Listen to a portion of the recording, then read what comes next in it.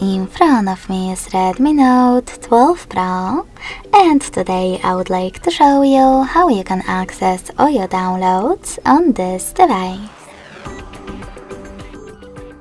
First of all, you need to find an app called Files. When you find it, click on it.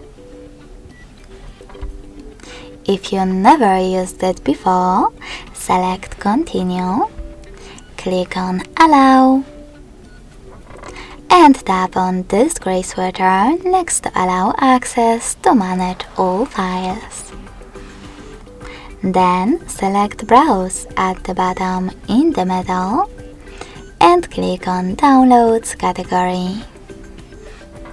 As you can see, all my downloaded files are over here. If you want to access one, just click on it. Thanks so much for watching. If you enjoyed this video, smash that like button, comment and subscribe. Bye!